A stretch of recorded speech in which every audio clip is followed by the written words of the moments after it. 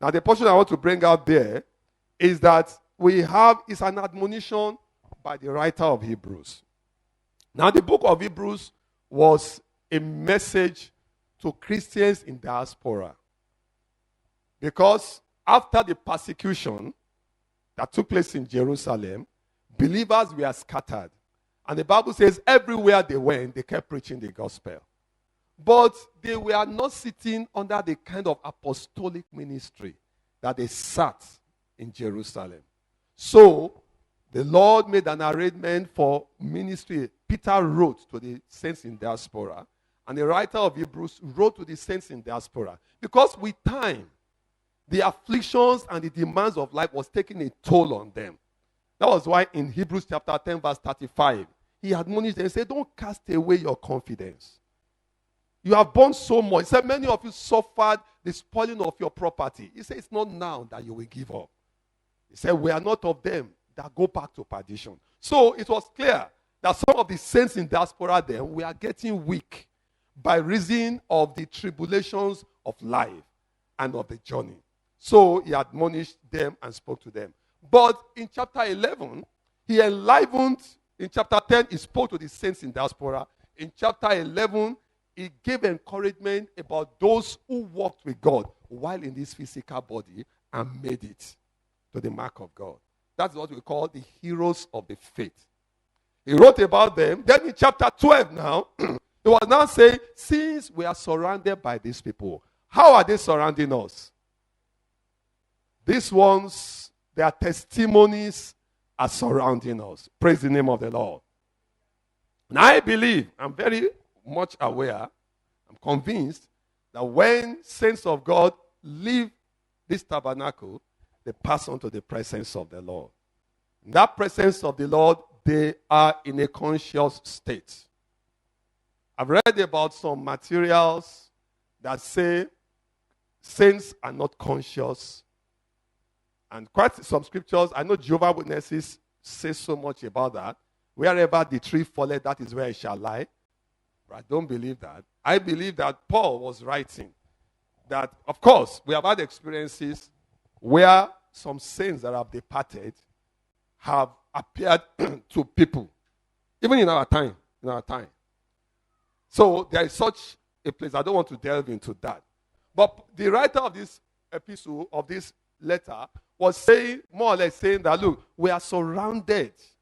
There's a particular translation, I don't know whether it's Living Bible or Good News, that says, since we are being watched from the grandstands by those who have departed in the flesh. So we are like the saints who have departed and who won the race. No, Paul says, I have kept the faith, I have won the race. So saints that kept the faith and won the race, how many of us have been to a stadium before? In a stadium, you have the active participants, isn't it? Either the footballers or the athletes. And then the grandstands, those who are sitting and watching, who are cheering you up. Where they are? They are in the grandstands. So these saints are like those who have departed in the flesh. They are watching us from the grandstands. And now, they are situated what? Urging us to finish this race very well. That's what Hebrews 12:1 says. It says, since we are surrounded by them, even their testimony is here. Remember Daniel, in Daniel chapter 12, when Daniel was writing, and he asked the angel, he said, all these things we are showing me, when shall they be? What is the time essence? He said, Daniel, go your way. It's not for this time. He said, you will go and be faith. They subdued kingdoms. They wrought righteousness. They stopped the mouth of lions. Some of them, while alive, they were offered deliverance. We will not kill you. We will not kill you if you will deny Christ. The Bible says they preferred to die so that they might obtain a better resurrection. So the Bible says the testimonies of these words should be sufficient to quicken us, to urge us in this race that is before us. But it says something that I want to begin to address. It refers to two elements.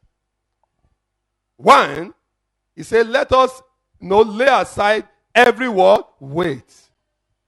And then the sin. Now, the scriptures liken our Christian journey to a race and a fight. That's why in 1 Corinthians chapter 9, from verse 24 to 27, Paul the apostle made this clear. Was talking about the fact that he was running, and then he was what? Fighting. He said he was running not just aimlessly, he was running to get to the end of the win the prize. And he was fighting, not shadow boxing, but he was fighting specifically.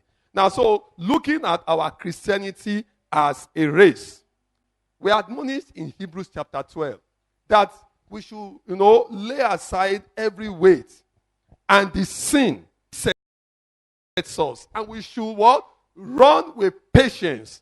What? The race set before us. And as we do it, we look unto Jesus. Now, believers must know that weight and sins have damaging effects on the spirituality of the believer. I want to say it again. Please listen, because I'm going to define weights and sins. Weights and sins have damaging effects. And let me say, they have, in some instances, eternally damaging effects upon our Christianity and our relationship with God. So whether it's a weight or a sin, they have damaging effect, and none of them should be tolerated. Now, let's first of all look at weight. What is a weight? Now, the weight is taken from a Greek word, onkos. That's the word, onkos, the Greek word. But that's not as important as the meaning. It means a mass. It means